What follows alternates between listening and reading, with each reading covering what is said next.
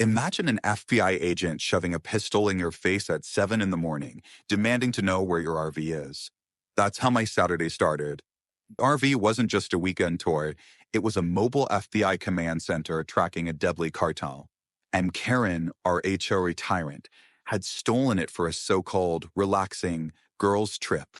Now, cartel hitmen were hunting her, the FBI was panicking, and I was caught in the crossfire, all because Karen hated my driveway decor. My weekend should have been uneventful. I'd planned to sleep in, maybe catch up on some work from home, and then have a quiet evening. Those hopes went out the window the moment my doorbell rang like an urgent alarm.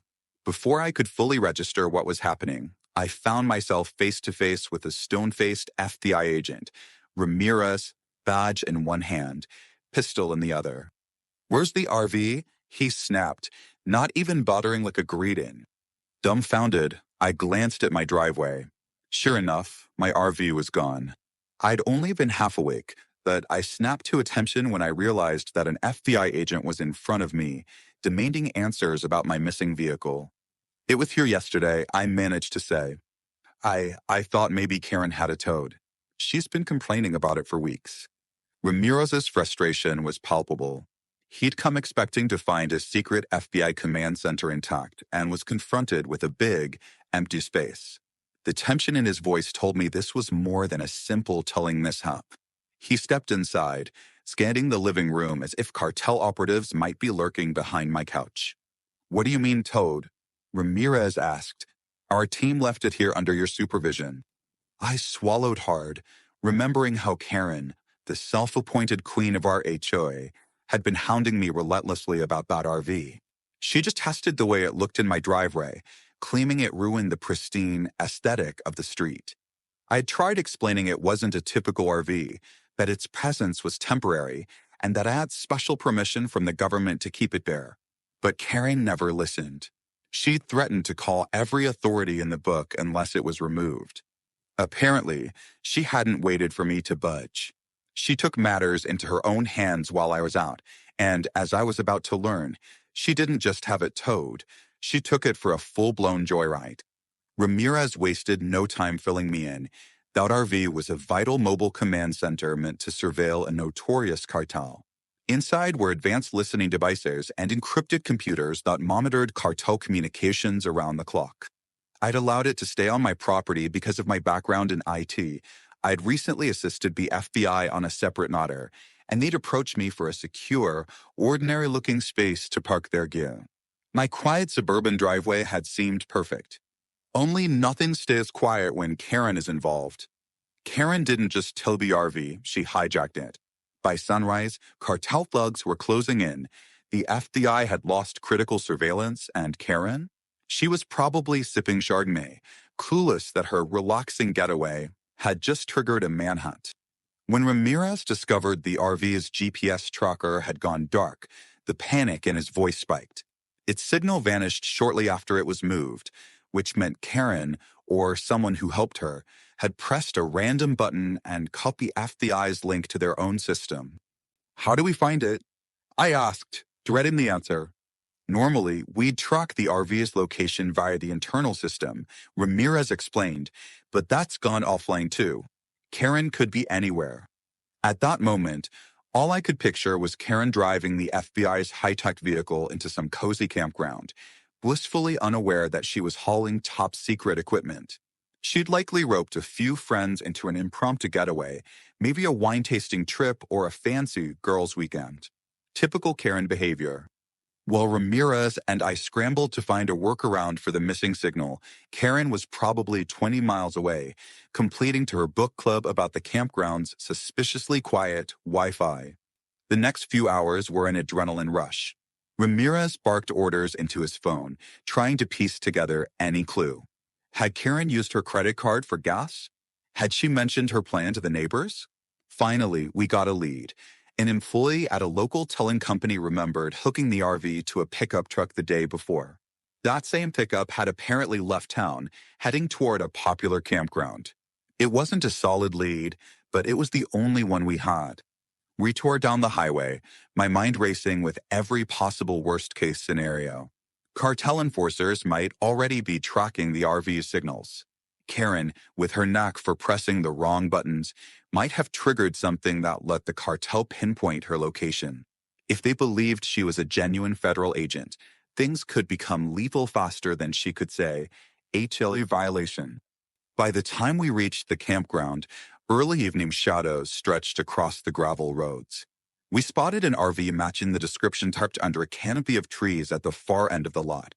Sure enough, it was mine, or, more accurately, the FBI's. I expected to see Karen calmly roasting marshmallows or bossing around other campers about quiet hours. Instead, the scene was chaos. Karen had apparently spent the day strutting around, boasting about her undercover mission, conveniently forgetting the part where she'd pepper sprayed a tree and begged the FBI to arrest a family in matching hiking gear. At first, the other campers just stared, amused by her delusional claims.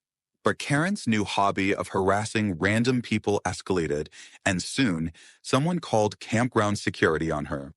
That alone would have been bad enough. But it got worse.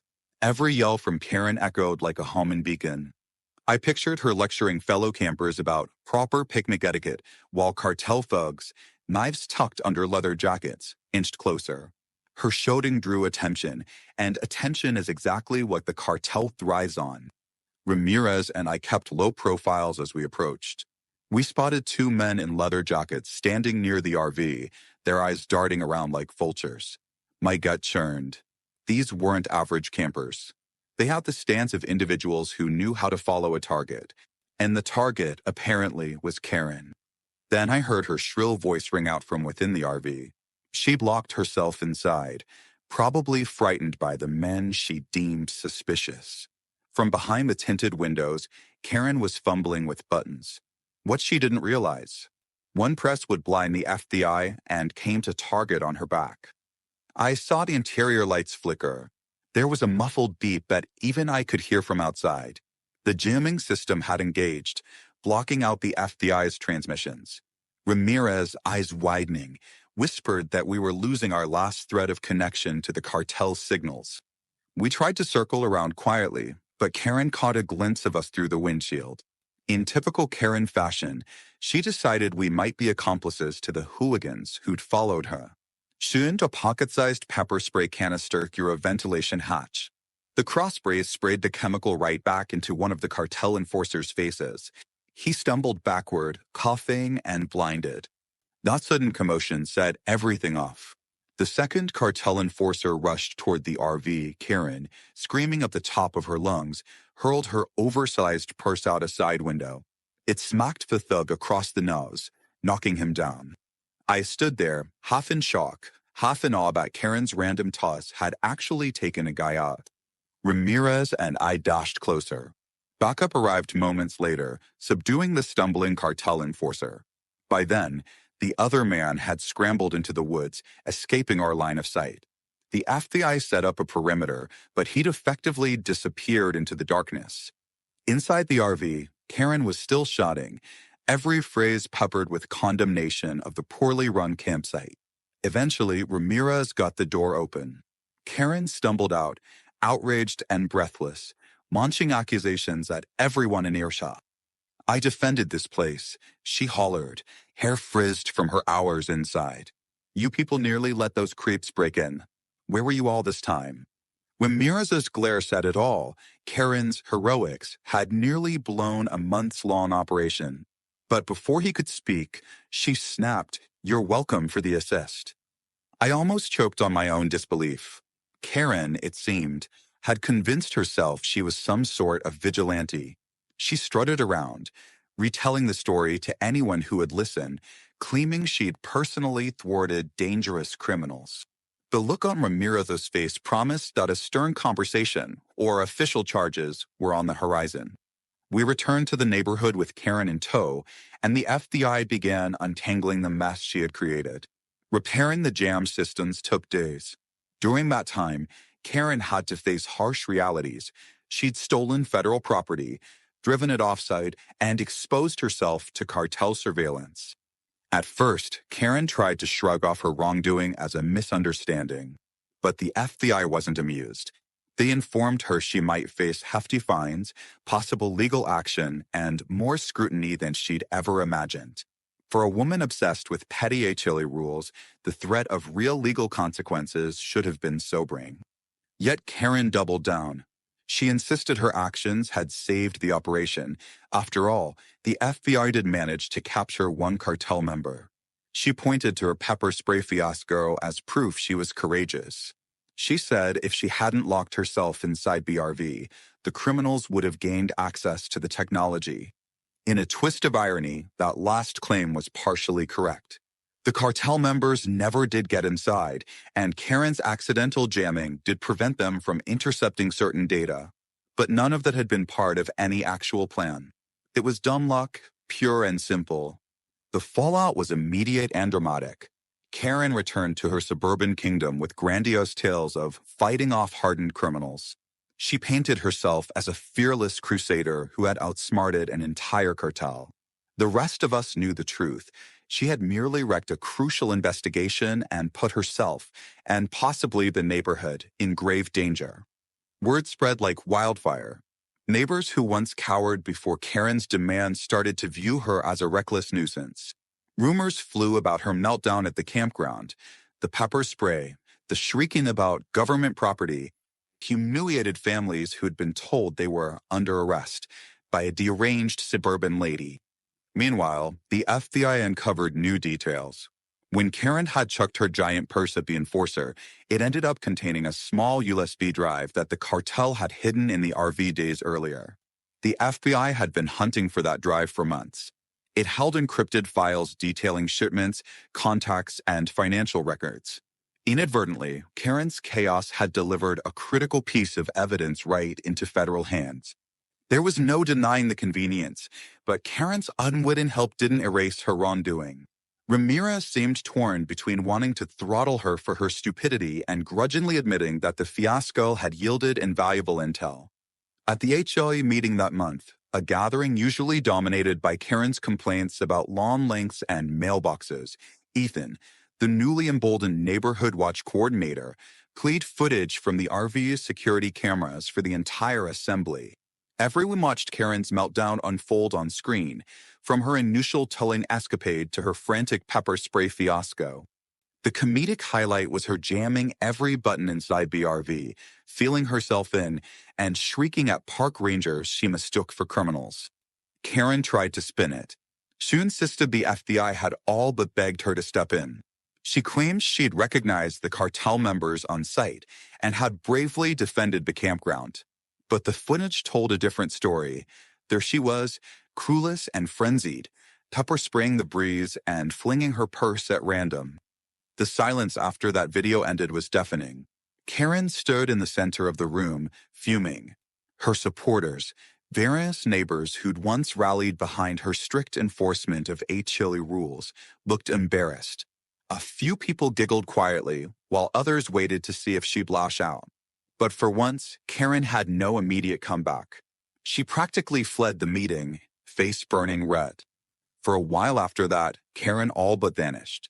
She didn't host block parties or send out her usual complaint letters. She stopped patrolling the neighborhood in her golf cart. In fact, any time I saw her car nearing my house, she'd veer away, refusing to drive past the property where the infamous FBI RV had once been parked. I might have felt sorry for her if she hadn't brought it all on herself. This woman had harassed me nonstop about my driveway violations, only to commit a felony by abducting a top-secret vehicle. If that wasn't karma, I didn't know what was. But the calm didn't last. One morning, a few weeks later, I noticed Karen lurking near my driveway again. Instead of her usual scowl, she wore an anxious, almost nervous expression. She didn't have her clipboard, and she wasn't barking about my yard. Instead, she hovered uncertainly, clutch in her phone. Against my better judgment, I waved her over. "Need something?" I asked. She cleared her throat. "There's a black sedan parked on the corner," she whispered. "It's been there for hours. I think they're watching me." My initial reaction was to roll my eyes. Karen saw conspiracies everywhere. But then I remembered the cartel fiasco. Could someone actually be watching her? She was, in their eyes, an FBI stooge, even if she didn't intend to be. I told her to come inside while I made a call. Sure enough, when I reached Ramirez, he confirmed that an FBI team had stationed a car near Karen's property just to keep an eye out in case any lingering cartel threats targeted her. Why didn't they tell me? Karen demanded. I'm practically an honorary agent after everything that happened. I nearly choked on my coffee. Honorary agent? In her mind, she was some heroic figure who'd intentionally delivered that USB drive and tackled criminals in the wild. Before I could argue, she launched into a spiel about how she wanted to do more to clean up the neighborhood. My stomach sank. Hearing overstepping boundaries was the last thing we needed, especially if a real cartel threat still loomed. Sure enough, Karen's paranoia mutated into a neighborhood watch 2.0. She roped in half the retirees on our block, passing out cheap walkie-talkies, schedules, and instructions to report anything suspicious. At first, it was almost comedic. She'd drive around in her golf cart, shining a flashlight at stray cats and yelling at instant delivery people who didn't have matching uniforms. But the real trouble started when Karen decided the FBI had overlooked crucial evidence in the RV. Convinced she was qualified to help, she snatched a spare key she'd once demanded from me for emergencies and sneaked into the RV without permission. By that point, the FBI had recovered the RV from my driveway for upgrades and a thorough security overhaul, so I thought. But one afternoon, when I was out, Karen discovered the RV had been temporarily relocated to a storage facility a few miles away. She used her questionable connections. She always knew some telling guy or a friend of a friend with a passcode and got inside. Her meddling reached a new level. She pressed anything that looked like a button, claiming she was checking for tracking devices. That bumbling triggered the encrypted data relay system, broadcasting sensitive files to FBI servers. Ironically, those files turned out to be exactly what the agency needed to crack open a cartel's smuggling routes. The same USB drive from Karen's purse had more hidden layers than anyone realized. By randomly pressing keys, she'd initiated a full data dump. Once again, Karen's haphazard approach bizarrely helped the FBI, though she'd broken about 10 rules in the process. Ramirez was livid, but the trove of intel was too valuable to ignore. Karen, of course, took this as more proof of her heroic instincts. She began telling neighbors how she was basically part of a top-secret mission to eliminate crime. The next HOA meeting was predictably explosive. Karen arrived in triumphant style. She'd even prepared a little speech about how she'd taken the fight to the cartel. She claimed she'd personally uncovered key evidence. Half the room was there for the spectacle, the other half seemed genuinely fed up. Karen launched into a dramatic retelling.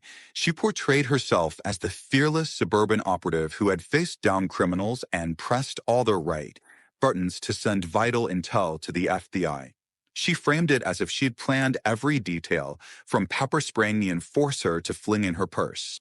A few of her longtime supporters clubbed, dazzled by the bravado. But Ramirez, who'd arrived to clarify certain aspects of the ongoing security measures, calmly raised his hand. Karen, he said, since you've brought this up, perhaps it's best everyone sees how that data was actually recovered. He played a brief clip, a highlight reel, really, of Karen bumbling through the RV's console, randomly poking at flashing icons and nearly shutting down the entire system before accidentally triggering the secure upload.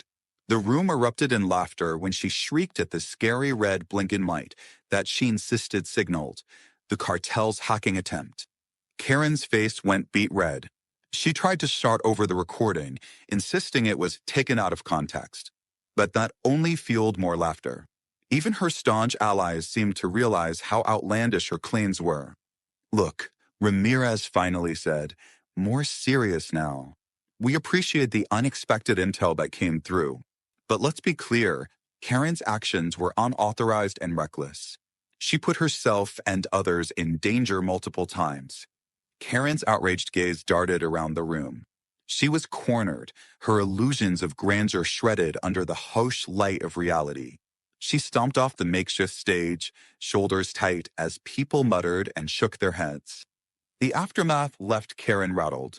She tried to spin the story in her favor, telling whichever neighbors would listen that the FBI was downplaying her contributions because they didn't want to share credit. But at this point, her audience had dwindled. People were more concerned with real safety issues than with Karen's tall tales. Even the neighbors who joined her souped-up watch group disbanded, tired of her constant false alarms. They returned their walkie-talkies, shrugging that it was all too much drama. Karen's once iron-fisted control over petty HOA matters evaporated. Her humiliating fiasco had undermined all her usual credibility. For a brief period, I almost felt sorry for her. She'd lost the respect she so desperately craved. But then I remembered all the times she'd threatened me with fines over non-regulation, lawn decorations, or slightly leaning trash bins. Perhaps this new humility would do her some good. Weeks passed, and life settled into a semblance of calm. The FBI concluded its major push against the cartel after they managed to arrest a key figure using intel from that precious USB drive. Ramirez dropped by one evening to let me know that my involvement was no longer needed. The RV would be permanently relocated to a secure facility. I asked if Karen was in the clear or if the cartel might still see her as a threat. He shrugged. We've taken down most of the key players. The rest probably realized she was never really a threat, just a loud bystander.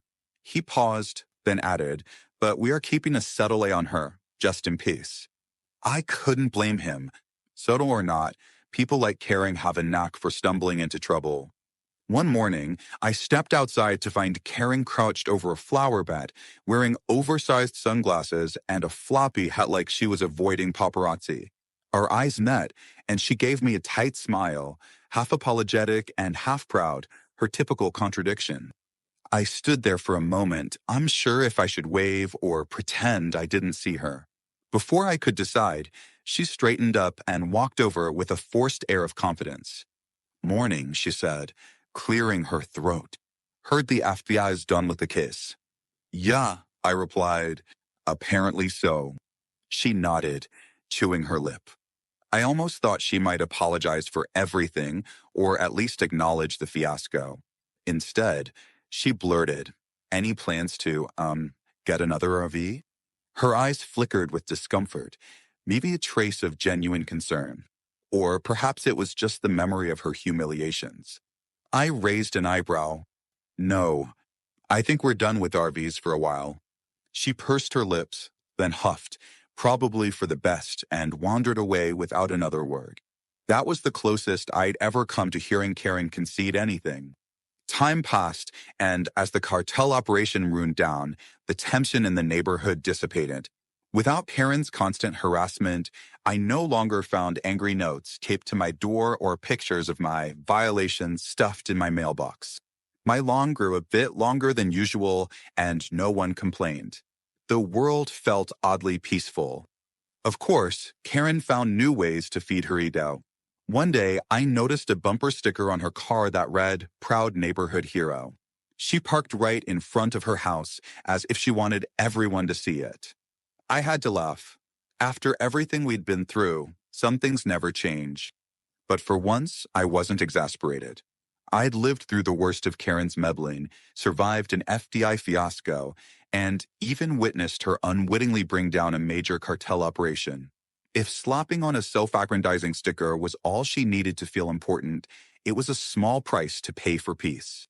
That sense of calm, however, still occasionally trembled at the edges. Every so often, a black sedan would park near the corner, Ramirez's men, doing a routine check. Karen would spy it and send anxious text messages to me or the neighbors, speculating that the cartel might be back. But the big threats had passed, the arrests had been made, and the FBI's presence was mostly precautionary. During those moments, I'd reflect on how truly bizarre this saga had been. Karen's vendetta against my driveway decor had spun out of control, tangling federal investigations, cartel violence, and neighborhood gossip into a single tangled knot. And at its center was a woman who had no idea how dangerous her own impulses could be. One evening, as I sat on my porch, I noticed Karen taking a slow walk down the street. Gone was her usual swaggering march and ever-present phone camera. She still had that air of entitlement. Some habits die hard, but she also seemed subdued, almost introspective. Passing by my yard, she paused, likely wrestling with whether to say something. She opened her mouth as if to speak, then closed it again, continuing on her way without so much as a wave. For once, I understood. She was embarrassed. This was the same woman who had once crowned herself queen of the HOA, writing people up for having the wrong shade of paint on their mailbox. She had prided herself on enforcing rules and controlling her environment. Now, everyone knew she had nearly derailed a secret federal operation. The story was local legend, the suburban tyrant who stole a top-secret FBI RV and fended off cartel goons with pepper spray and a handbag. The comedic version rarely mentioned the real dangers. Fewer still talked about how close we had come to a shootout in a family campground. If not for FBI intervention and some wild luck, Karen's fiasco might have had a tragic ending. In the months that followed, the FBI concluded their infiltration of the cartel's ranks. The criminals who had followed Karen to the campground were either in custody or had fled. My driveway was once again empty and quiet. No more suspicious vehicles, no more frantic calls from Ramirez. The only reminder of the madness was an occasional reference in the local paper to the RV incident, where a cartel bust had coincided with bizarre suburban meddling. No names were printed, but everyone in the neighborhood knew. Karen tried to rebrand herself as a crucial ally to law enforcement, someone who used innovative tactics to draw out the criminals. But after the footage of her meltdown went public, her epic retellings fell on mostly skeptical ears. Meanwhile, life carried on. I resumed my regular work schedule, no longer fielding calls from frantic agents. Neighbors started greeting me with friendly nods instead of suspicious stares. Even the HOA, under new leadership, relaxed some of its stricter policies. From time to time, I wondered if Karen had learned anything from the ordeal. She still posted on the neighborhood forum, but her tone was less confrontational, more guarded. She'd occasionally remind people about community safety, referencing her personal experience with organized crime. Some neighbors humored her, others rolled their eyes. I mostly stayed out of it, grateful to be free from her incessant meddling. Eventually, the day came when I got an official letter from the FBI, this time, a polite binky note. They expressed gratitude for my collaboration, acknowledging that the fiasco had been more complicated than they ever anticipated. Enclosed was a modest check, meant to cover any costs I'd incurred and to thank me for my patience during the entire operation. It wasn't a life-changing amount, but it was enough to cover a long-overdue renovation of my driveway, plus a new home security system. The irony wasn't lost on me. Karen had complained endlessly about that driveway, and now, thanks in part to her chaotic interference, I'd be upgrading it with federal funds. I ran into her a few days later when I was meeting with contractors about the renovation. She slowed her car, eyeing us warily. I waved, but she simply nodded, as if unsure whether to approach. Then she drove on, bumper sticker still proudly proclaiming neighborhood hero. Despite all the drama, I found an odd sense of closure.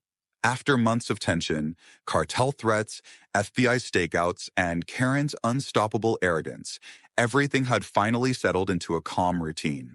Neighbors who used to avoid each other were now swapping stories about the great RV caper, sharing gallows humor about how we'd collectively survived Karen's reign of terror. Karen herself became something of a cautionary tale, a reminder that sometimes the biggest threats to peace come from within our own community, from those who refuse to see past their personal gripes. She had once policed our lawns, trash bins, and Christmas decorations with an iron fist. Yet in her quest to fix the neighborhood, she almost caused a disaster. If there was a silver lining, it was that Karen finally stopped complaining about my driveway.